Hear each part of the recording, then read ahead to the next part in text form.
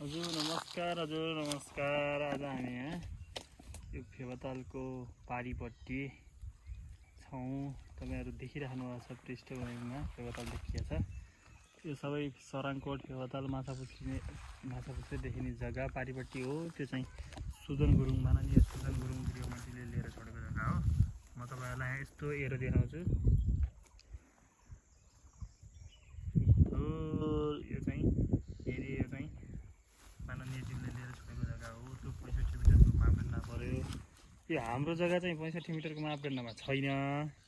हजुरहरूले चाहिँ कसैले यो जग्गा भाडामा लिएर केही रिसोर्ट खोल्न चाहनुहुन्छ अथवा किनेर चाहिँ बनाउन चाहनुहुन्छ भने तुरुन्त सम्पर्क गर्नुहोला।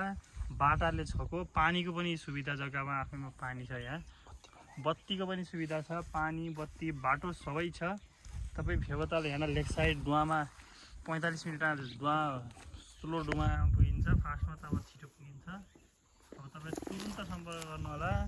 यो एकदमै यहाँ इन्क्वायरी आइरहेको छ तर एक कुरो नमिलेर हो। ल तुरुन्त सम्पर्क गर्नुहोला है।